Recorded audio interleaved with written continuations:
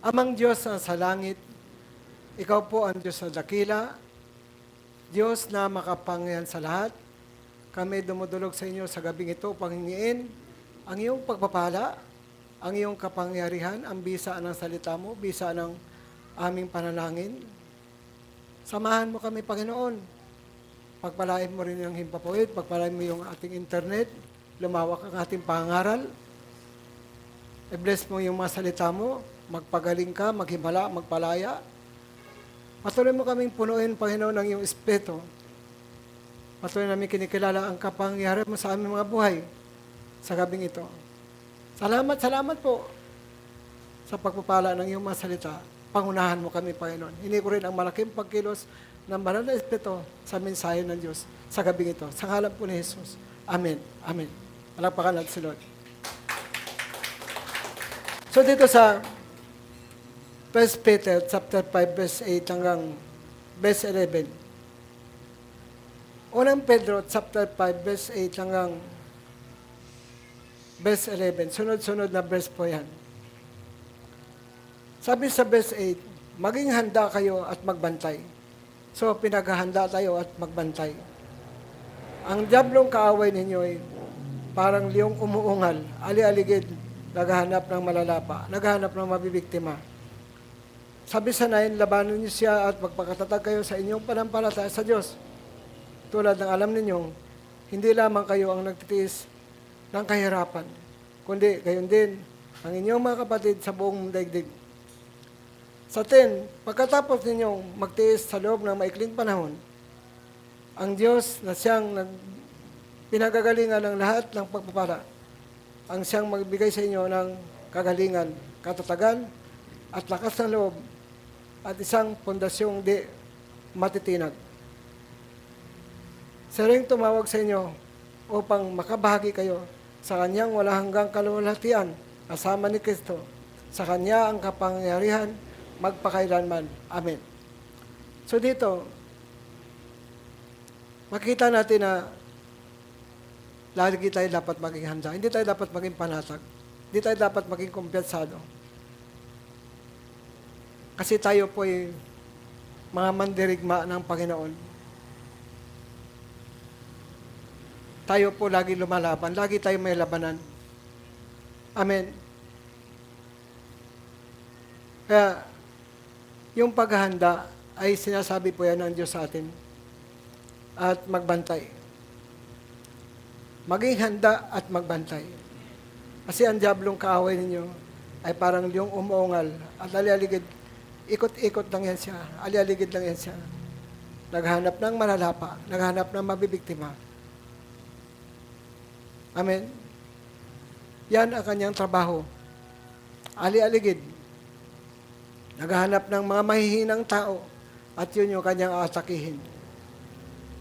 Kaya kailangan lagi tayong mag-pray, magbasa ng Bible para malaman natin ang kalooban ng Diyos. Lagi tayong mag-ayuno, mag-fasting, kasi ang prayer at saka fasting mahalaga yan para sa ating mga mananampalataya. Nagpapalakas yan ng ating espiritual na buhay. Yung prayer and fasting. Yung prayer, yun yung susi para buksan ng Panginoon para sa atin ang kalangitan. At yung pag-ayuno naman, yan yung ating kalakasan. Amen. Yan yung nagpapalakas sa atin. Yung prayer at saka pag-ayuno. Amen. Sabi diyan, labanan niyo siya at magpakatatag kayo sa inyong panampalataya sa Diyos. Kasi yung mga pagtitiis at kahirapan, naalala niyo si Job, nung magpaalam ang Satanas sa kanya, magpaalam ang Diablo na subukin siya. Matinding pagtitiis sa pinagdaanan ni Job. Maraming kahirapan ang kanyang pinagdaanan. Nawala yung kanyang mga ari-arian, lahat. Nawala yung kanyang 10 anak.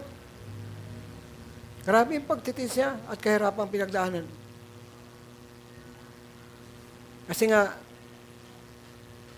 hiniling kasi ng Satanas na subukin siya sa Diyos. At nawala din yung lahat sa kanya. Nagkasakit siya, mula ulo hanggang talampakan, yung kanyang sakit. Sobrang hirap niya. Pagtitiis. Yung asawa niya, imbis na tulungan siya, hindi pa magandang sinabi sa kanya, Job, itakwil mo na ang Diyos para mamatay ka na. Siguro sa hirap ng kanyang pagtingin kay Job, kaya nasabi niya yun. Pero hindi ganun dapat yung maging reaksyon ng asawa, di ba? Dapat tulungan. Amen. Pagdating ng pagtitiis at pagsubok, dapat tulungan yan. Amen. Yung mag-asawa nagtutulungan yan. So hindi lang tayo ang nagtitiis at nahihirapan, kundi yung mga kapatid natin sa buong daigdig, sabi diyan.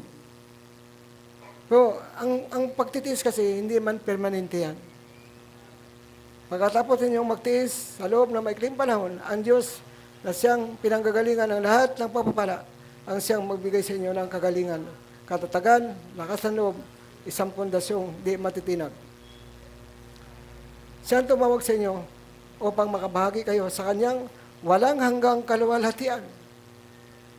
Yun yung pinaka-ending doon. Yung makasama tayo sa walang hanggang kaluwalhatian ng Panginoon, kasama ni Kristo. Amen. Si Christ, napagtagumpayan niya yun. Tayo, bumabaka pa tayo. Pero sabi nga sa Lucas 22, verse 31-32, Simon, Simon, hiniling ni Satanas na subukin kayong lahat. Maging sa bagong tipan sa Satanas ay panay hiling. Maging tayo. Kaya may mga pagtitiis, kahirapan. Yan ang pinagdadaanan natin ngayon. Kaya lagi tayong dapat manalangin. Mag-ayuno. Para palakasin tayo ng ating Panginoon. Amin po ba? Kaya, practice lang yan. Kailangan tayo may compassion talaga. Kasi unang pinagpipili natin yung pamilya natin, mga tao. Sila yung dahilan kung bakit tayo nag-aayuno. Pinagpipray din natin, pinag-ayuno natin yung pagpapala ng Diyos para sa atin. Kasi may humahad lang sa pagpapala. Kaya ang pagtitiis at kahirapan, isang pagsubok para sa atin. Tulad ni Job, nagtiis siya ng maraming pagtitiis, kahirapan. Pero alam natin na bandang huli naman, ay napakabuti ng Panginoon. Alam natin na triple naman yung blessing ni Job. Ganon tayo. Ay ang pagtitiis at kahirapan talagang bahagi ng buhay natin. Bahagi ng pagkatawag sa atin ng Panginoon. O hindi permanente yan. Talagang, pag ikaw totoo manampalataya, pagdadaanan mo talaga yun. Kaya nakakatakot na hindi ka nakaranas ng pagtitiis at kahirapan. Nakakatakot yun. Mas maganda na pagdaanan talaga natin yan. Upang makita natin na talagang tayo tagasunod ni Kristo. Kasi Kristo man nagtiis din. Amin, para sa atin. Kaya, mahalaga na wag maging panatag. Laging lumapit sa Diyos, laging manalangin sa Diyos, laging mag-ayuno. Amen? Kasi may kaaway tayo. Kaya lagi tayo dapat nagpipray. Lumalapit tayo lagi sa Panginoon. Kaya tayo,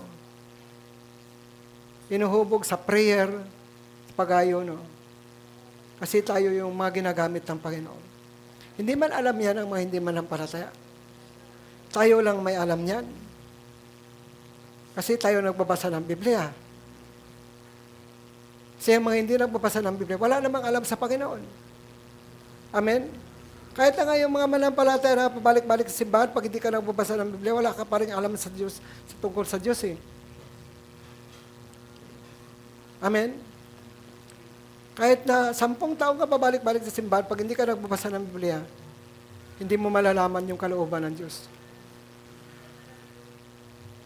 Kaya nangyari, Kain lang, trabaho lang, tulog lang, ginagawa. Doon lang umiikot ang buhay ng tao na wala sa Panginoon. Amen? Ay mahalaga yung prayer. Ayun, ulit-ulit ko yung prayer, mahalaga yung prayer. Dito sa Mateo, chapter 26, verse 41. Magbantay kayo at manalangin upang huwag kayong madaig ng tukso. Ang espiritu ay nakahanda, ngunit ang laman ay mahina. Ito pinagbabantay din ng mga alagad. Laging manalangin. Magbantay kayo. Kasi ang diablo, umaatake yan. Upang huwag kayong madaig ng tukso. Kasi ang tukso dyan, diablo.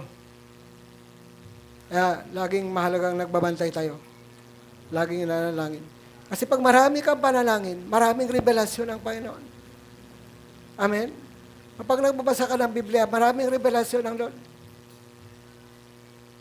Di ba pag mapanalanginin ka, maraming pangungusap ang Diyos sa iyo. Maraming revelasyon ang Panginoon sa iyo. Pag nagbabasa ka ng kanyang salita, maraming revelasyon. Marami siyang pangungusap sa iyo. Amen. Marami kang marinig na pangungusap ng Panginoon. Lalo't nandun yung prayer, pagbabasa ng kanyang mga salita, marami kang revelasyon na makukuha mula sa Panginoon. Amen po ba? Ang Espiritu daw na nakahanda, ngunit ang laman ay mahina. Mahina naman talaga ang laman. Walang ginusto ang laman kundi matulog lang na matulog. Kumain lang na kumain. Uminom lang ng uminom. Gumala ng gumala. Yan ang gusto ng laman. Pero ang gusto ng Espiritu ay lagi tayong manalangin. Mag-ayono para maging malakas tayo. Tandaan po natin, ang taong puspos ng Espiritu Santo, Espiritu ng Diyos, ay laging malakas. Pero yung taong nasa laman, walang ginawa yan kundi matulog, kumain. Amen. Gustong gawin yung kanyang gusto. Amen. Yan ang gusto ng laman. Kaya, ang taong makalaman, hindi magmamana ng kaharian ng Diyos.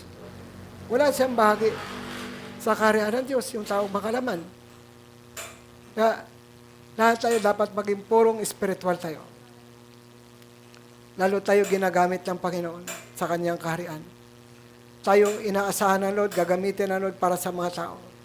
Sa kaligtasan ng mga tao, magturo ng panampalataya sa mga tao. Tayo inaasahan ng Lord. Sa atin niya binababa yung kanyang mga salita. Tayo yung una niyang pinapalakas. Amin po ba?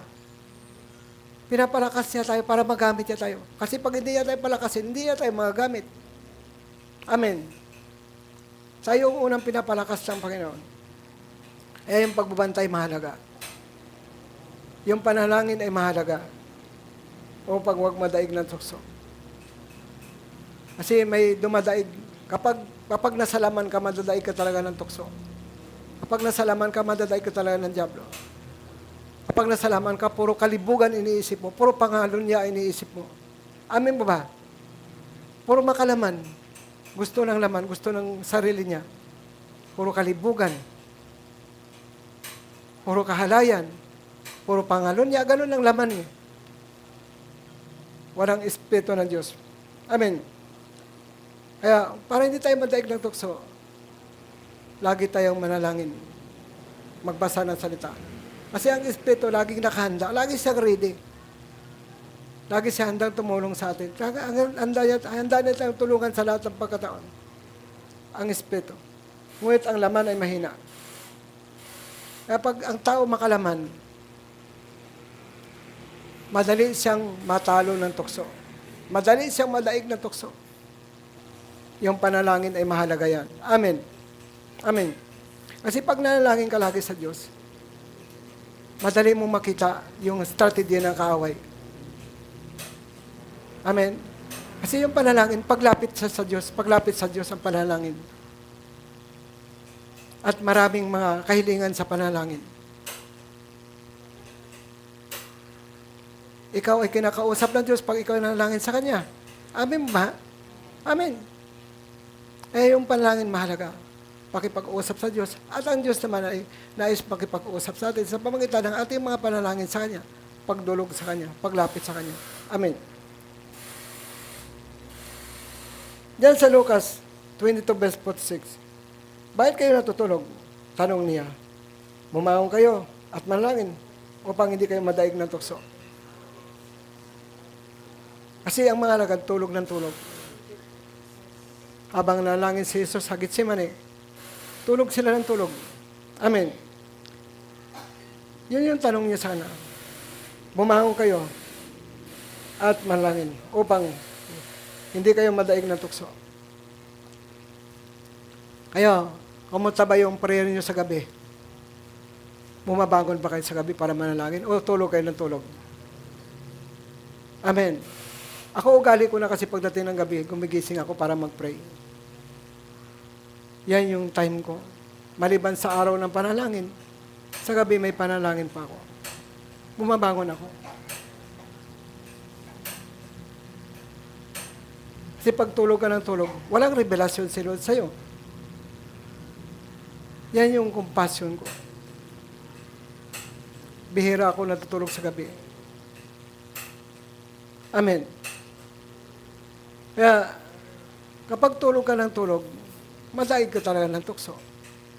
Kasi pinatutulog ka ng dyablo. Kaya, yung palangin, pagpupuyat, para paghanda, para sa sarili mo, para sa pamilya mo. Amen. Paghahanda yan. Para sa sarili mo, para sa pamilya mo, para sa mga tao. Yan yung compassion ng prayer.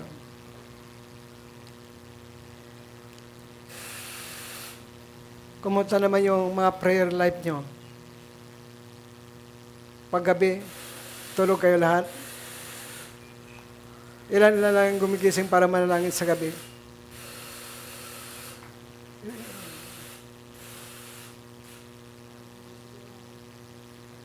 Ilan lang yung nag-intercede sa gabi?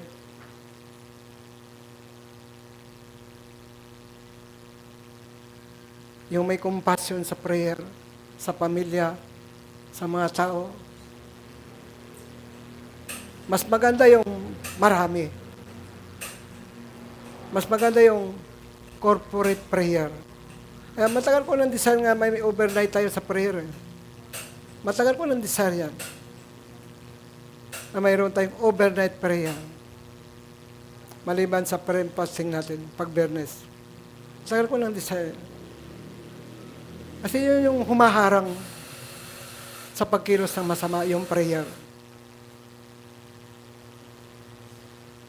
Yun yung kumikilos doon. Para harangan yung pagkilos ng masama sa prayer.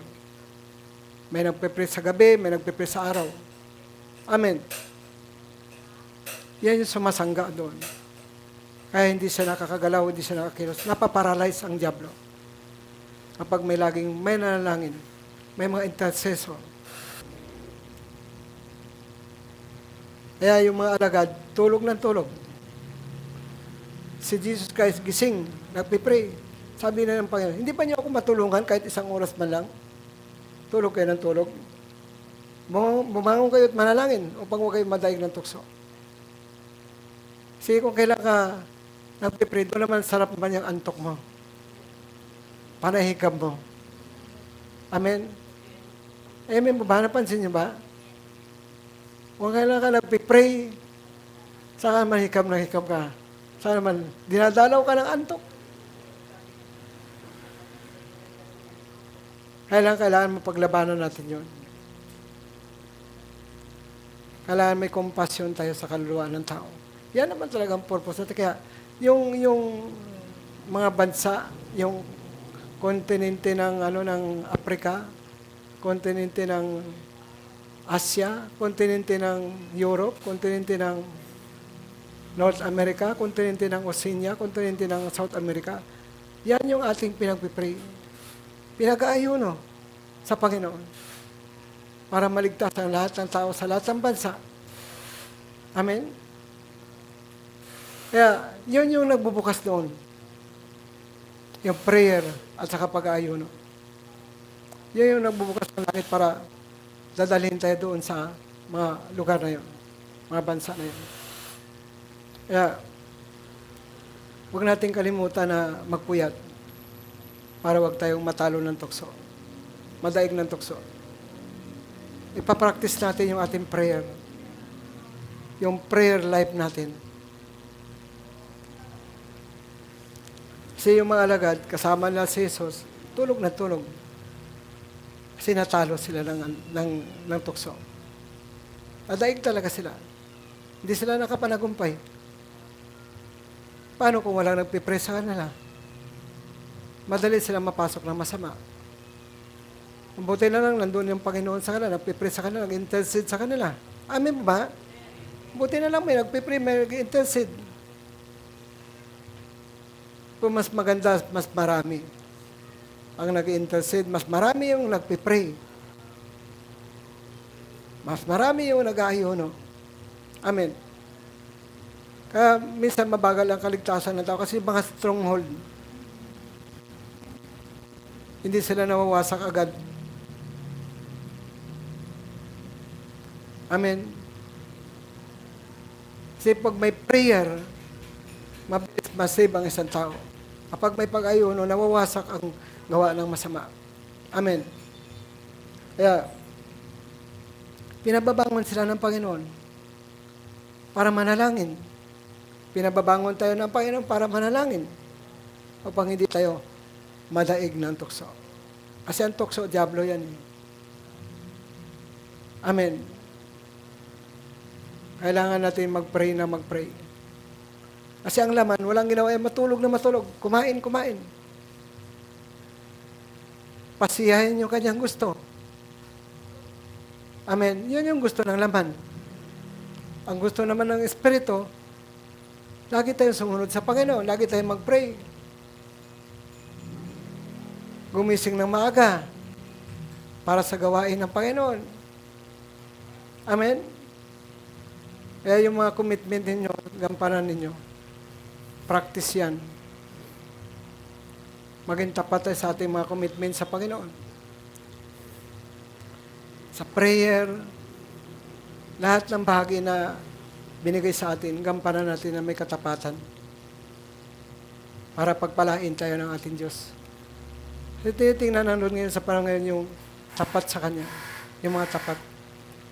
Tulad ni David, ni Sikayas, ni Haring Osias na buong puso naglingkod sa Panginoon. Buong kaluluwa at buong lakas. Yung kanilang buong puso, binigay nila sa Lord. Yung buong lakas nila, buong katapatan na binigay nila sa Panginoon. Amen po ba? May mga tao talagang ganun. Kaya, depende yan sa paghubog sa atin. Kung paano tayo matuto sa tinuturo sa atin. Dapat natututo tayo sa itinuturo ng Biblia. Amen. Yung sandatang kaloob ng Panginoon. Ephesians chapter 6, verse 10 hanggang 18. Matapos paalalahanan ni Pablo, ang mga anak at magulang, mga alipin at amo, pinalalahanan niya yun na magkasundo, magpasakop. Yung mga anak, yung mga magulang, pinalalahanan ni Pablo, Apostol Pablo, Apostol ni Cristo. Tapos pinalalahanan niya yung mga alipin at saka yung mga amo, na mga alipin magpasakop at mahalin din ng mga amo yung kanilang mga alipin. Kasi pas na silang may Panginoon sa langit. Amen? Bilang pagwawakas, sabi ni Pablo, magpakatibay kayo sa kalakasang galing sa Panginoon.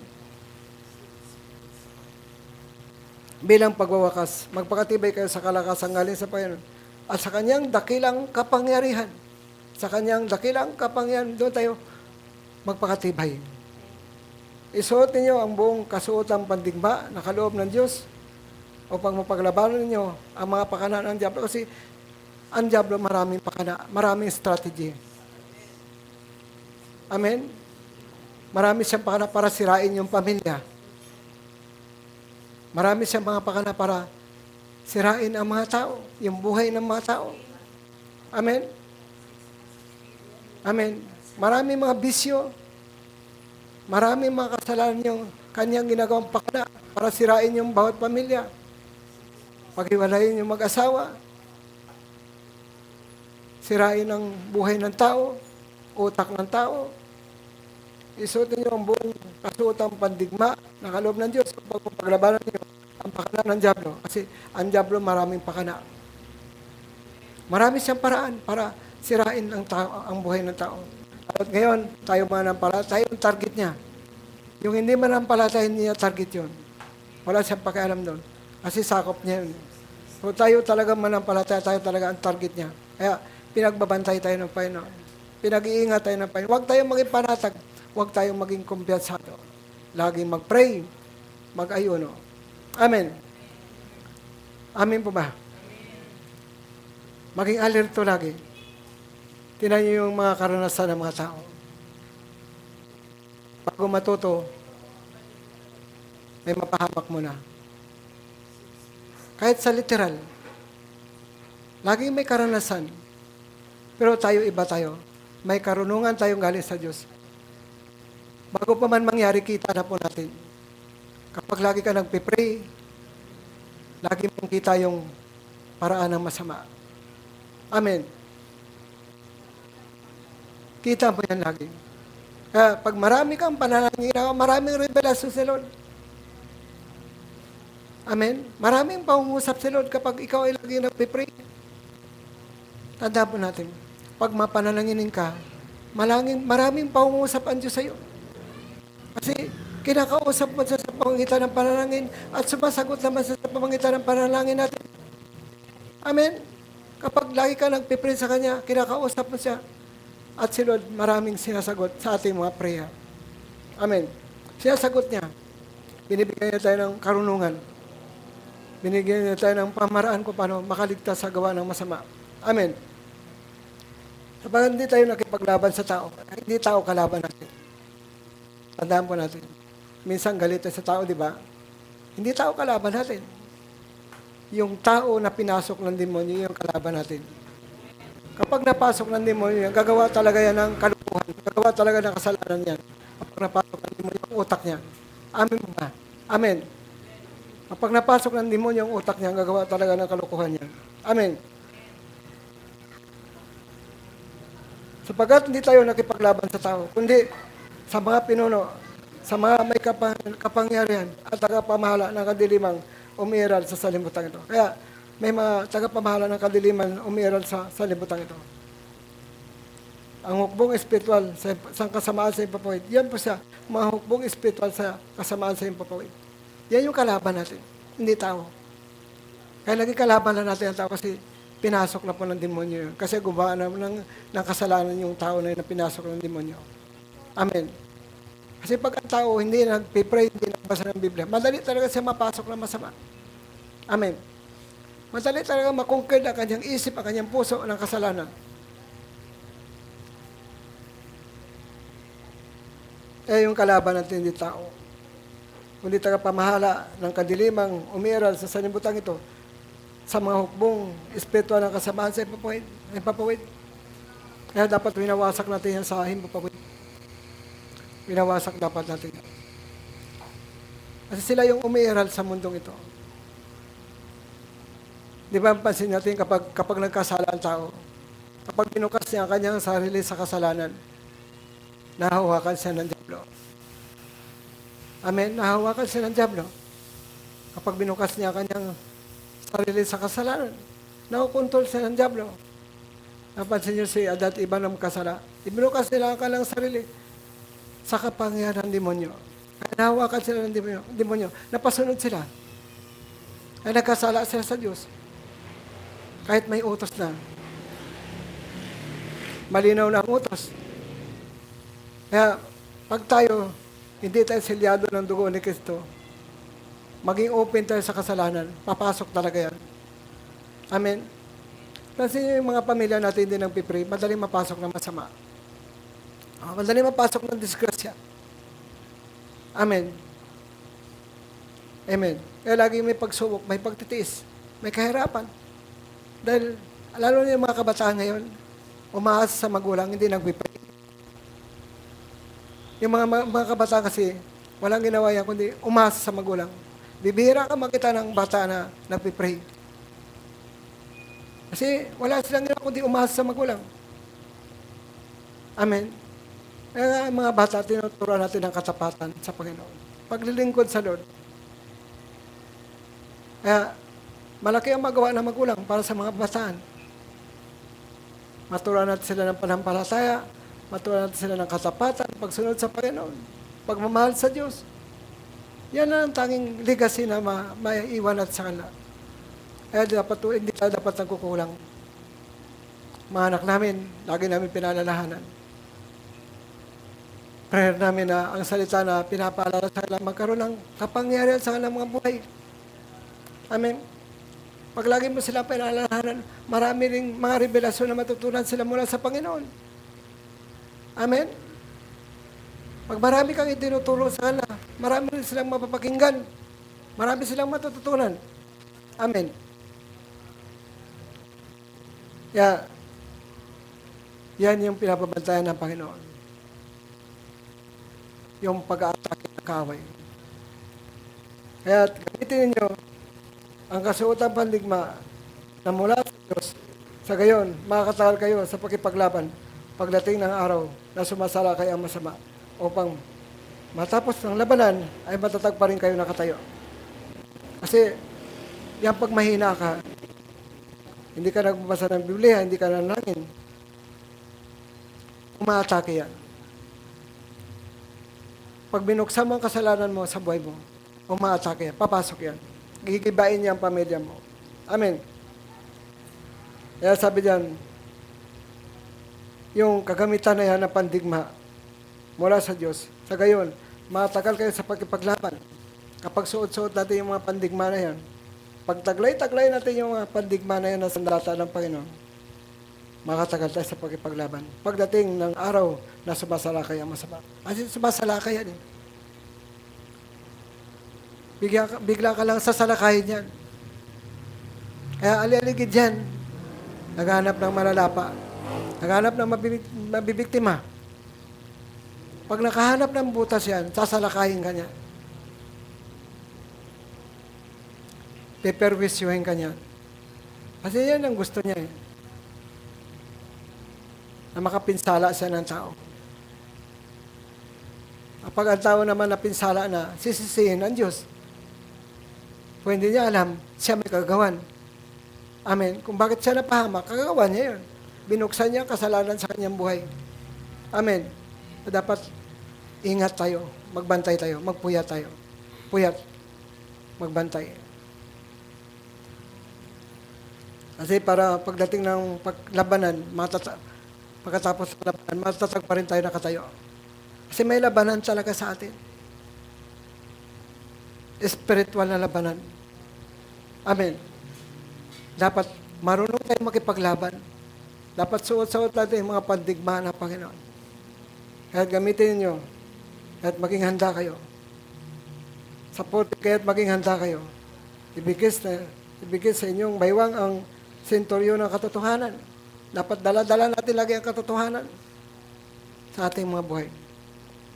Isuot sa dibdib, babalutin ng katwiran. Dapat yung katwiran ng Diyos na sa atin lagi. Amen. Yung katotohanan at katwiran, dapat taglay-taglay lagi natin. Ibigis sa inyong baywang ang senturyo ng katotohanan at isuot sa dibdib ang balutin ng katwiran. Sa 15, isuot ninyo ang sapatos ng paging handa sa pangaral ng mabuting balita ng kapayapaan. Amen.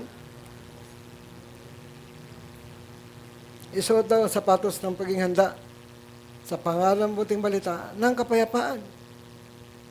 Sa 16, lagi niyong gawing panangga ang panampalataya na siyang papatay sa lahat ng nagliliyab na palaso ng Diablo. Ay yung panampalataya mahalaga niyan. Yan yung panangga. Shield natin. Shield. Panangga. Ano man pagsubok, pag matibay ang panampalataya mo, ay hindi maapektuhan ang puso mo. Amen.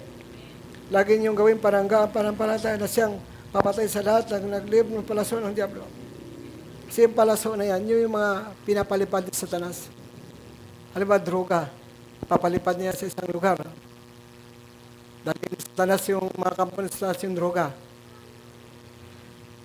mga bisyo, yung mga nagliyab na palaso ng Diablo, ipapadala niya doon. Pagpatay, karahasan. Ating kalimutan sa pakipaglabang espiritual, hindi tao kalaban natin, masamang espiritu ang kalaban natin. Diablo ang kaaway natin. Kaya sabi diyan, ibigkis sa inyong baywang ang senturyo ng katuwiran.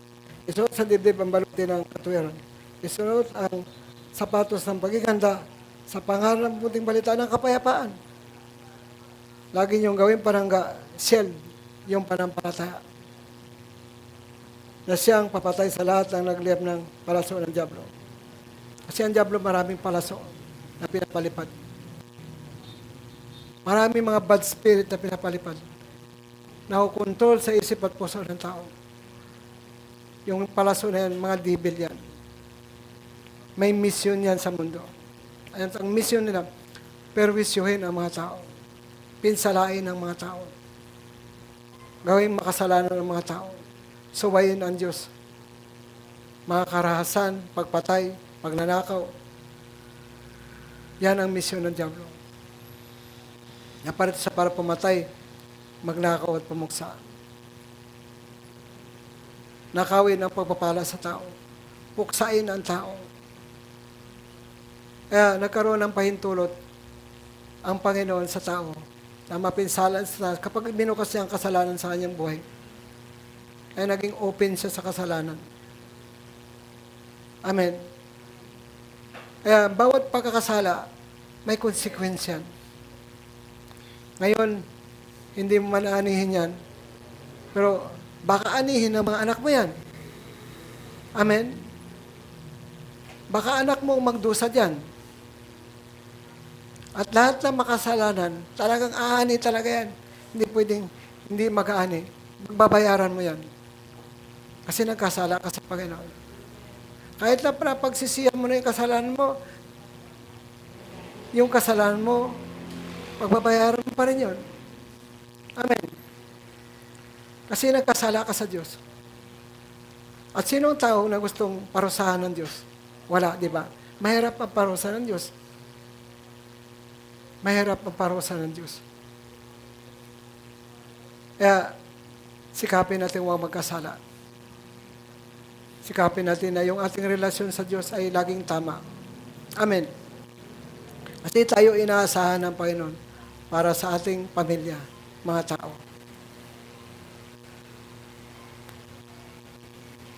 Kaya yung panampalataya, yan ang pumapatay sa lahat ng nagliliyab ng palaso ng Diablo.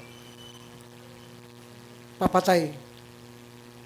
Pumapatay sa lahat ng nagliliyab ng palaso ng Diablo.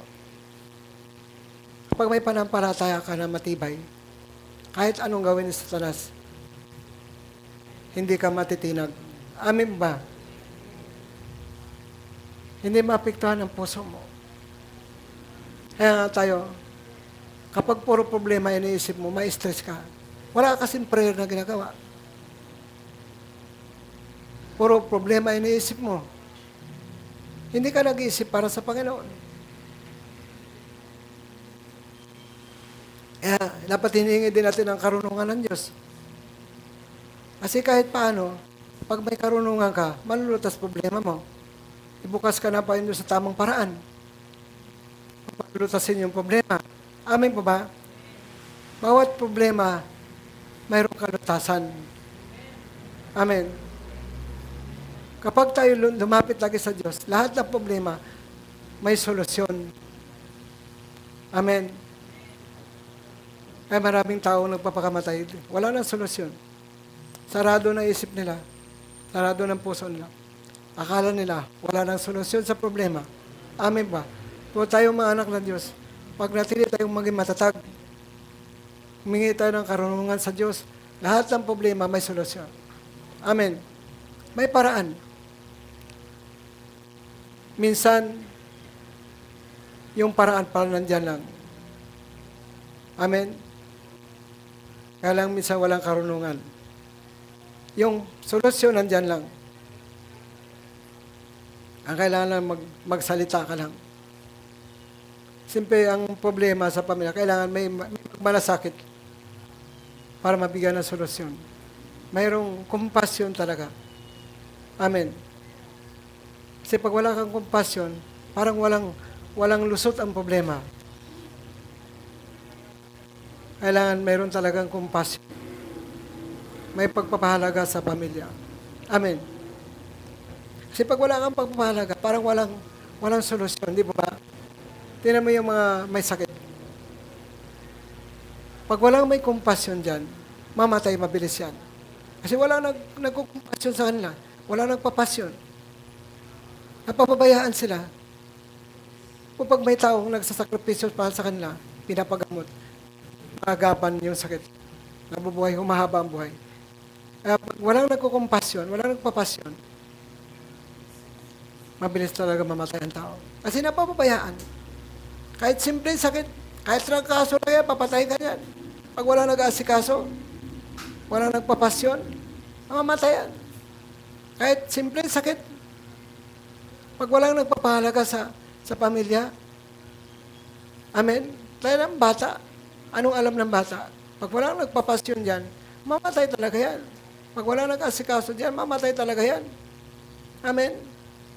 Kaya, mahalaga na may pagpapahalaga bawat pamilya. Amen. Pag may nagpapahalaga, pag nakita ng Diyos na nandun yung ating compassion, sasamahan tayo ng Panginoon. Sa mga desisyon natin, sa mga ginagawa natin, sasamahan niya tayo. Kasi yan ang gusto ng Lord na mayroon tayong pagpapahalaga sa ating kapwa, sa ating pamilya. Amen. Pag pinabayaan mo yan, titikok talaga yan. Kahit simpleng sakit lang. Lalala talaga yan. Ang sakit lumalala kapag napabayaan. Pag walang pumapansin, walang nagmamahal. Amen mo ba? Kapag mayroong compassion, mayroong passion, mayroong nagmamahal, mayroong nagpapahalaga, na nag-asikaso, mabubuhay yan. Amen. Kaya doon ang pagkilos ng Panginoon kapag mayroong compassion.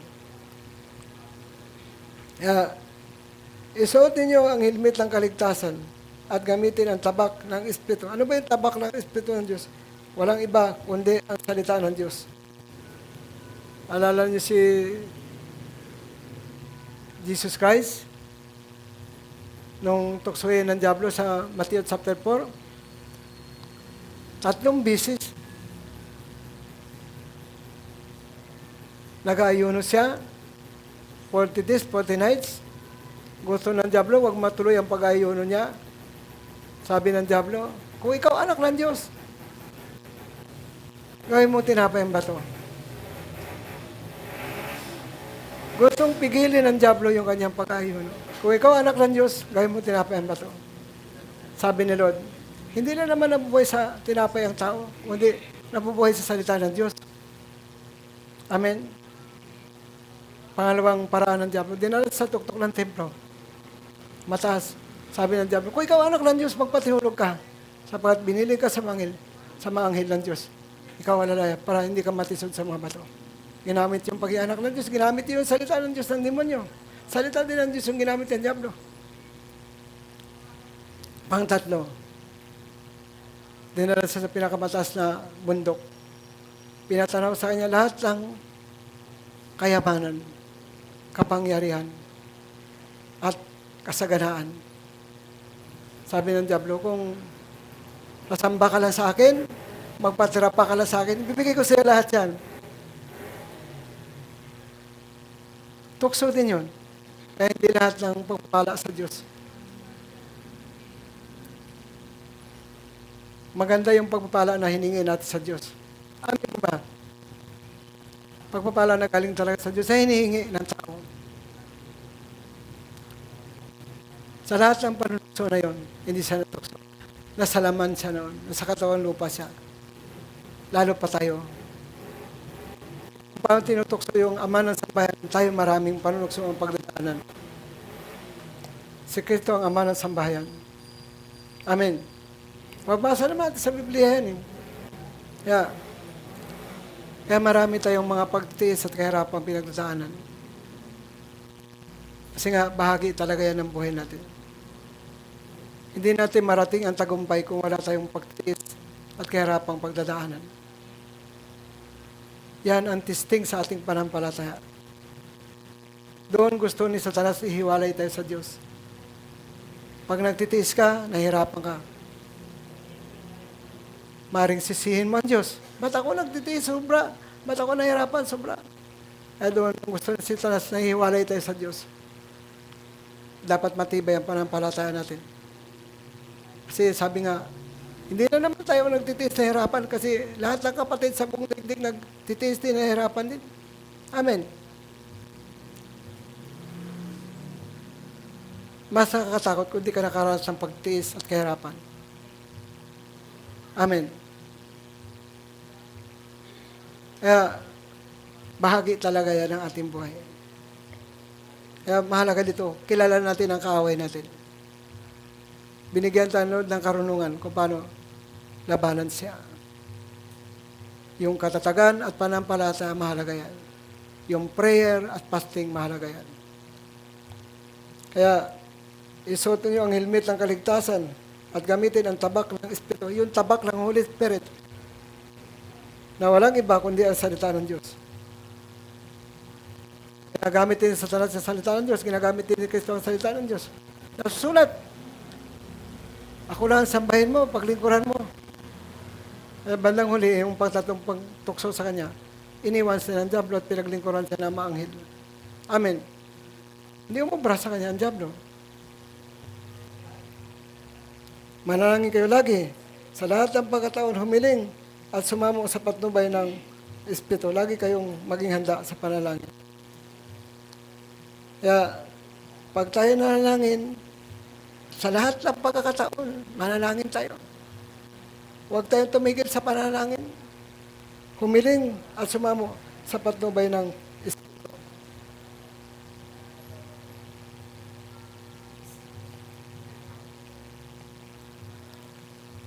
Lagi kayong maging handa. Lagi tayong pinaghanda ng Panginoon. At patuloy na manalangin ang lahat ng mahinirang ng Diyos. Lagi tayong pinaghanda sa pananalangin. Amen. Lagi tayong pinaghanda sa pananalangin. Amen. Maging handa daw tayo lagi manalangin. Dito sa Mateo 17 verse 21. Mateo chapter 17 verse 21. Sunod-sunod na verse. Dito yung isang bata may epilepsya. Dinala sa mga alagad. Ngunit di mapapalayas ng mga alagad yung demonyo sa bata. Itong batang ito ay laging gustong ihulog sa tubig, gustong ihulog sa apoy. Yung bata. Kaya lumapit yung ama ng bata. Dinala sa mga alagad. Kaya hindi nila mapalayas-layas yung demonyo sa bata. Amen.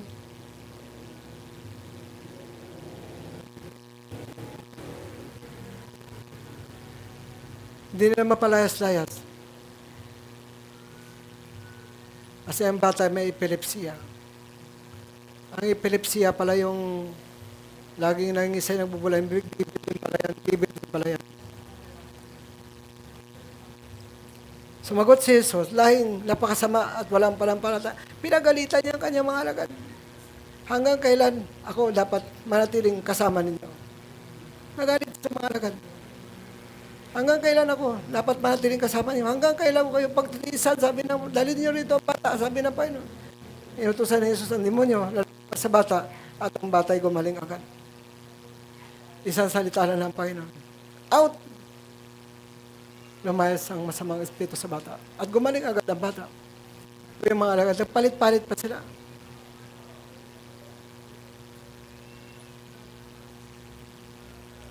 Kaka-review. Hindi nila mapapalayas ang bad spirit. May kaso dito. Sabi diyan, sa 18, sa verse 19 para, pagkatapos nila, lang sila na lamang. Umalis na yung mga tao. Nang sila na lamang. Lumapit ang mga alagad at nagtanong kay Jesus. Bakit di po namin mapalayas ang demonyo? Sabi nila.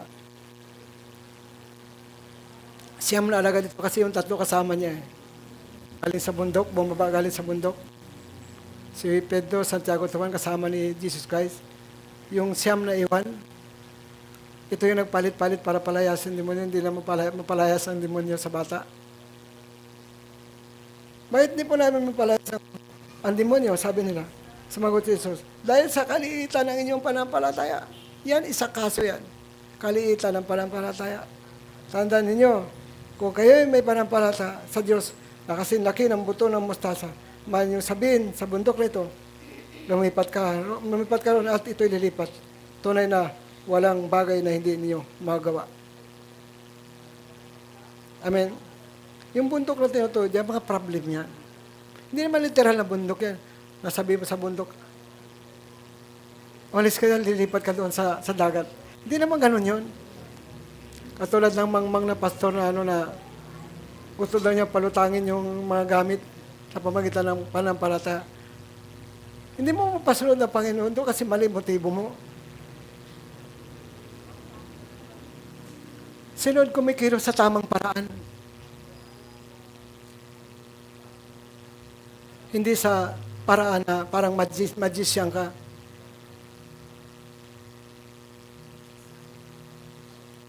Walang kwentang tao. Mali ang interpretasyon sa salita ng Diyos. Ang Panginoon kumikilos lamang kapag mayroong tamang motibo. Lalo't sa tao, yung deliverance. Sabi ni Lord, tandaan ninyo, kung kayo may panampalataya na sa Diyos, nakasalaki ng buto ng mustasa, mali ninyo sabihin sa bundok nito, lumipat ka ron at ito'y lilipat. Lilipat nga. Tunay na walang bagay na hindi nyo magawa. Kasi nasa kanila na yung anointing ng Lord eh. Nasa kanila na yung kapangyarihan, nasa kanila na yung authority.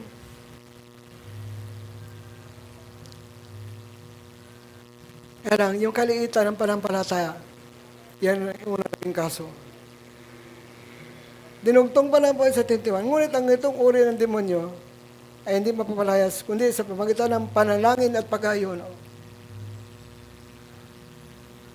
Panalangin at pag-ayuno.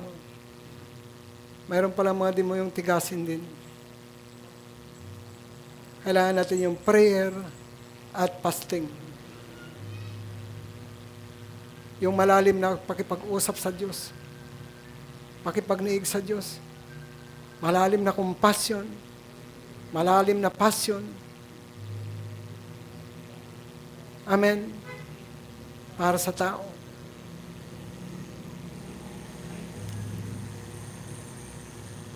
Kaya sa atin, pag may posisi, nakakalaya din naman. Tumitino. Amen. Alam mo, yung posisi gumagano yung mga daliri.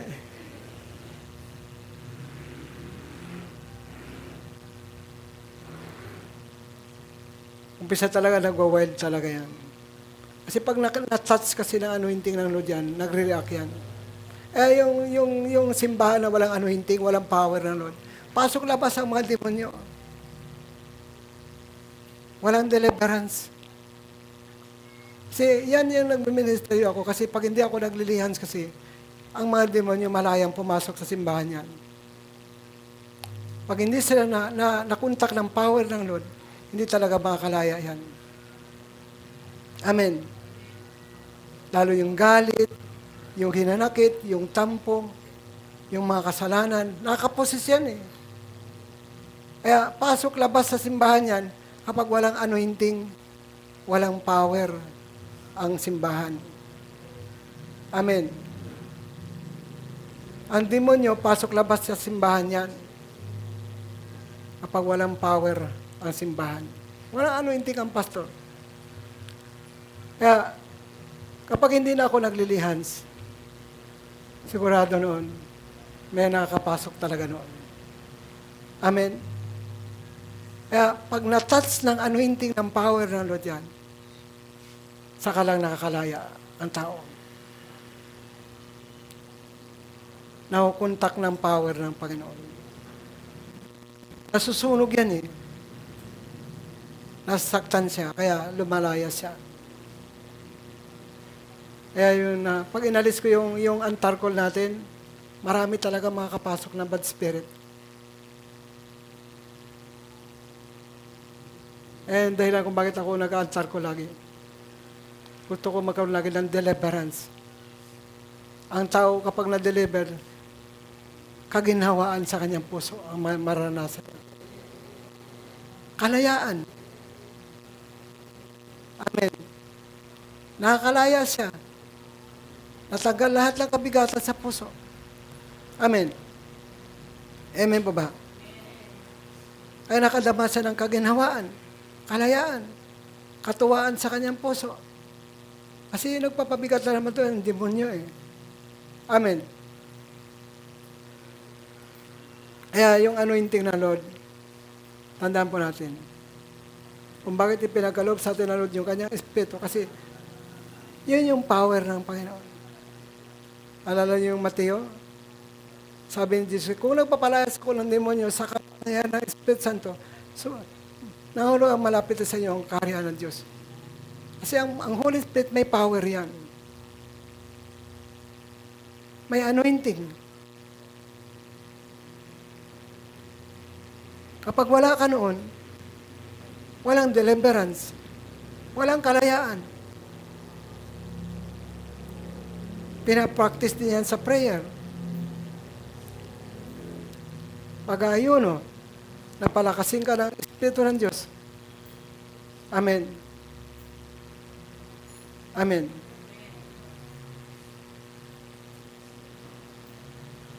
Kaya, maraming simbahan ang pusis ng galit, hinanakit, tampo, pagrebelde, pangalunya, nakakapusis yan.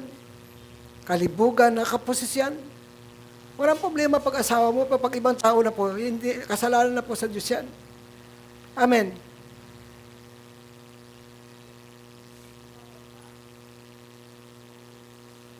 Masamang pagnanasa ng laman, kasalanan sa Diyos yan. At walang bahagi sa karan ng Diyos yung mga taong makalaman. Galatians chapter 5, verse 19 hanggang 21. Amen. Kaya, yung anointing ng Lord, mahalaga yan. Kaya bakit ibinigay sa atin yan? Ng Ama na sa langit. Kasi, maliban sa anointing, tatak natin yan. Roma 8:11. Yung Espiritu na yan na bumuhay kay Kristo, yan din yung bumuhay sa ating katawang may kamatayan. Pagdating ng pagtubos ni Kristo, yan itinatak sa atin yan. Ang Holy Spirit. Lahat ng mananampalataya kay Kristo, may tatak ng banal na Espiritu. Ang banal na Espiritu, nire-receive din yan. Tinatanggap din yan. Para tatahan siya sa'yo, tanggapin mo rin siya. Ay lahat ng mananampalataya kay Kristo, si Kristo yung tumubos sa atin na kasalanan. Si Kristo ang tagapagligtas sa atin. Pero lahat ng mananampalataya na tinubos si Kristo ay may tatak ng Holy Ghost.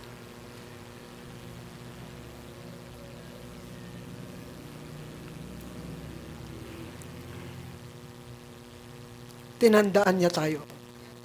Para pagbalik niya, kilala ni Kristo kung sino yung kanya sa tatak na yan. Ephesians 4, verse 30. Hindi rin pinipighati yan. Iniingatan din yan. Amen? Iniingatan yan. Laging kinakausap yan. Kasi may personalidad din siya. Ang Holy Spirit. Yun din yung nagpapabanal sa atin. Kaya, i-practice yung kausapin lagi ang Holy Spirit. Kasi lahat ng sasabihin niya, hindi galing sa kanyang sarili, kundi galing din kay Kristo. Kaya isa sila sa gawain, isa sila sa salita. Amen. Kaya sabi ni Pablo, pag nalangin kayo, sapat no ba'y ng banal na Espiritu? Sumamo kayo lagi, sapat no ba'y ng banal na Espiritu? Lagi niyong kausapin si Holy Spirit. Patnubayan tayo, tulungan tayong manalangin, para kasin tayo. Kasi ang Holy Spirit nagpapalakas sa atin, nagbibigay ng katapangan, Yan yung power ng Lord. Tingnan mo si David, nung mabuhusan ng langis. Lumukob sa kanya, Espiritu ng Diyos. Wala siyang talo sa labanan. Napakalakas niya. Si Samson, lulukuban ng Espiritu ng Diyos. Napakalakas niya. Kaya niyang pumatay ng 1,000 Pilisteo. Kaya niyang pumatay ng 3,000 Pilisteo. 3,000 ha.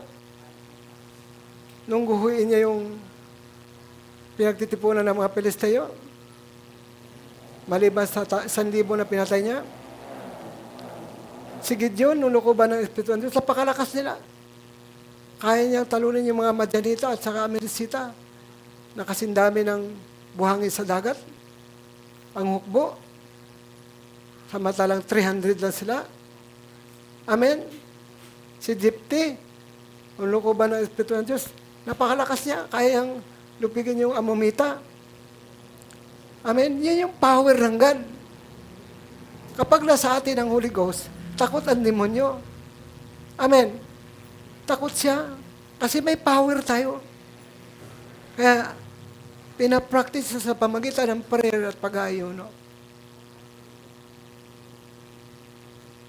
Laging manalangin sa Diyos. Laging humiling sa Diyos. Kasi pag lagi tayo nanalangin sa Diyos, marami siyang revelasyon sa atin. Marami tayong paglapit sa Kanya. Marami siyang pangungusap sa atin. Marami siyang tugon sa atin. Amen? Yan yung kakaiba ng prayer. Kaya, kumusta ba yung mga prayer life natin? Kain, tulog lang ba? Bumabangon ba ito sa gabi para manalangin? O puro sanlibutan na lang ginagawa natin? Amen? Sabi ni Lord, bumangon kayo, bangon. Manalangin kayo para huwag kayong madaig ng tukso. Gabi noon time na yun. Kasi ang tukso laging nandyan. Laging nakadikit sa laman yan. Mahina ang laman, ang Espiritu malakas. Nakaredy siya, ang Espiritu. Kaya laging mapanalanginin tayo. Ito lang ginagawa ko. Paggabi, gumigising ako. Walang gabi na hindi ako gumigising. Pag Sabado, wala nang tulugan yun. Amen? Kasi para preparasyon para kinabukasan, Sunday. Yung isip ko, yung puso ko, nakatuon lagi sa Panginoon. Yung desire ko, si Lord lagi. Yung desire ko, yung anointing lagi ng Lord. Yung power lagi ng Lord. Kasi maraming kailangan palayain. Maraming lagi palakasin. Amen? Purihin ang Panginoon.